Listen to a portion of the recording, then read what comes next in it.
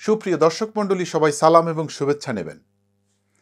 ভারতের লোকসভা নির্বাচনের শেষ প্রান্তে এসে সবাই যখন নির্ঘুম প্রচারণায় ব্যস্ত, ঠিক তখনই দুচোখ বন্ধ করে ৪৮ ঘন্টা ধ্যানমগ্ন ছিলেন ভারতের প্রধানমন্ত্রী নরেন্দ্র মোদী।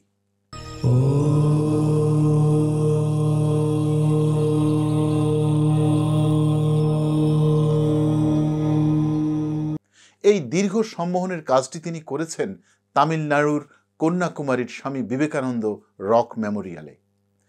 এই সম্মোহনের কারণে মোহভঙ্গ হয়ে গেছে অনেক কংগ্রেস সমর্থকের, এমনকি পশ্চিমবঙ্গের তৃণমূলেও ওলটপালট করে দিয়েছে মোদি ঝড়। মোদিজির এই মেডিটেশনের ছবি মিডিয়ায় প্রকাশ না করার জন্য নির্বাচন কমিশনে আর্জি জানায় বিরোধীরা, যদিও কমিশন তাদের সেই আর্জি খারিজ করে দিয়েছে। বিরোধীরা মনে করেন মোদির এই কর্মকাণ্ড ভোটারদের প্রভাবিত করতে পারে। কে শোনে কার কথা? কারণ নির্বাচন কমিশনের আচরণবিধিতে এই ধরনের কোনো সুনির্দিষ্ট আইন নাই, এবং মোদির এই ধরনের অদ্ভুত প্রচারণা কৌশল নির্বাচনের আগে বা অন্য কোনো নির্বাচনের আগে কেউ করেছে বলে খুব বেশি জানা যায় না। ভারতীয় কংগ্রেস গতকালই বলেছে এটা হলো 7 স্টার ধ্যান। জনতার উদ্দেশ্যে কংগ্রেসের প্রশ্ন, কেউ কি কোনোদিন শুনেছেন কারো ধ্যান গণমাধ্যমে সরাসরি সম্প্রচার করা হচ্ছে? কংগ্রেস মুখপাত্র সুপ্রিয়া জানতে চান, চোখ বন্ধ করে ধ্যান করার সময় কেউ কি চশমা পরেন? এসব কটাক্ষের মধ্য দিয়ে কংগ্রেস এটাই বোঝাতে চেয়েছেন ধ্যানের পুরো ব্যাপারটা ছিল আসলে নাটক এবং নির্ভেজাল রাজনৈতিক ভনিতা। কংগ্রেসের সামাজিক যোগাযোগ মাধ্যমের কর্মী অঙ্কিত মায়াং সরাসরি বলেছেন, প্রধানমন্ত্রী নিজের প্রতি অতিরিক্ত মুগ্ধ, আত্মপ্রেমে মগ্ন, তিনি নার্সিসিস্ট। এই আত্মপ্রেম বিস্ময়কর, লজ্জাহীন এক চরিত্র, কারণ ধ্যানমগ্ন মোদীকে পাহারা দিয়েছেন প্রায় ৩,০০০ পুলিশ সদস্য। এদিকে এবিপি সি ভোটার ভূত ফেরত জরিপ বলছে পশ্চিমবঙ্গেও এবার সবচেয়ে বেশি আসন পাবে নরেন্দ্র মোদীর দল বিজেপি। তাহলে কি মমতা ব্যানার্জির দিন শেষ? আসলে মমতাকে নিয়ে আমাদের চিন্তা করার কিছু নাই, কারণ আমাদের চিন্তা তিস্তা নিয়ে। আশা করছি পশ্চিমবঙ্গে মমতার কুপকাত হলে তিস্তা নিয়ে বাংলাদেশের একটা আশার দরজা খুলে যেতে পারে, কারণ এক যুগেরও বেশি সময় ধরে বাংলাদেশের কোটি মানুষের নিঃস্ব হয়ে যাওয়ার আর্তনাদ মমতার কানে পৌঁছয়নি। দর্শক, মমতার নির্মমতা নিয়ে আরও বিস্তারিত জানতে হলে আমাদের চ্যানেলের এই ভিডিওটি দেখে নিতে পারেন। নরেন্দ্র মোদীর ধর্মাশ্রিত সরকারকে ঠেকানোর জন্য ভারতের ধর্মনিরপেক্ষ বিশাল জনগোষ্ঠী বিভিন্ন ধরনের প্রচারণায় মরিয়া ছিল, কিন্তু মোদীর ধর্মীয় ম্যাজিকের কাছে টিকতে পারছে না তাদের কোনো ধরনের প্রচারণা। মোদীকে ক্ষমতায় রাখতে আর্টিফিশিয়াল ইন্টেলিজেন্সকে বিভিন্নভাবে ব্যবহার করেছে মোদী মিডিয়া। বিজেপি সমালোচকরা এর নাম দিয়েছে গদি মিডিয়া।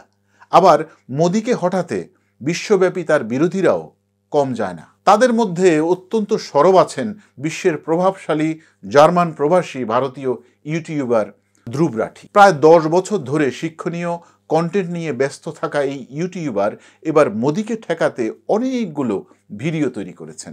আবার রাঠিকে থামাতে মোদীর পক্ষে সোশ্যাল মিডিয়া সৈনিকরাও সরব ছিল।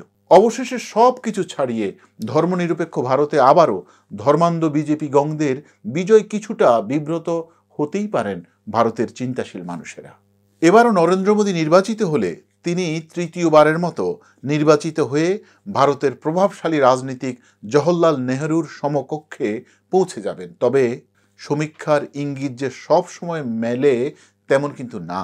তবে দেশব্যাপী বিজেপির ভোট যে বেড়েছে সেই ব্যাপারটা কিন্তু নিশ্চিত। দর্শক, নরেন্দ্র মোদী যেই স্বামী বিবেকানন্দ রক মেমোরিয়ালে ধ্যানে বসেছেন, সেই স্বামী বিবেকানন্দ 1892 সালে ভারতের এই শেষ ভূখণ্ডে তপস্যা করার পরের বছর শিকাগোতে ধর্মসভায় যোগ দিয়েছিলেন।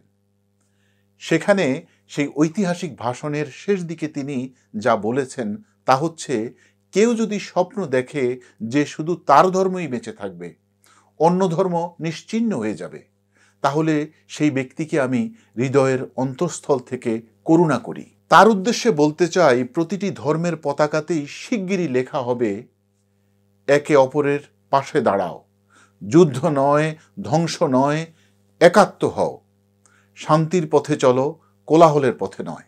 এবারের ভোট নরেন্দ্র মোদীর জন্য অনেক চ্যালেঞ্জিং, কারণ এই ভোটে জয়লাভ করার জন্য, ভোটারদের মন জয় করার জন্য তার সরকার ভারতের সংখ্যালঘু মুসলমানদের উপর অনেক জুলুম, নির্যাতন, নিপীড়ন করেছে।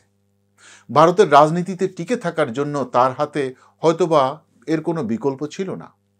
অধিকাংশ মুসলিম বিশ্ব তার এই ধরনের কর্মকাণ্ডের সমালোচনা করলেও মধ্যপ্রাচ্যের প্রভাবশালী মুসলিম দেশগুলো বরাবরের মতোই মোদীকে সমর্থন দিয়ে গেছে, এখনো দিচ্ছে।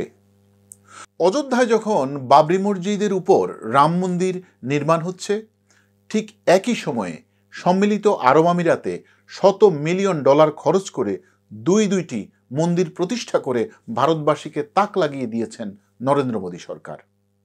আবার অনেকেই বলছেন, কংগ্রেসের নেতৃত্বের দুর্বলতা এবং পরিবারতান্ত্রিক রাজনীতির ধারা ভারতের ভোটাররা আর পছন্দ করছেন না। সে কারণে 4 জুন ভোট গণনার পর শেষ হাসি নরেন্দ্র মোদী হাসেন কিনা, সেটাই এখন দেখার অপেক্ষা। ভালো থাকবেন, সুস্থ থাকবেন, ধন্যবাদ।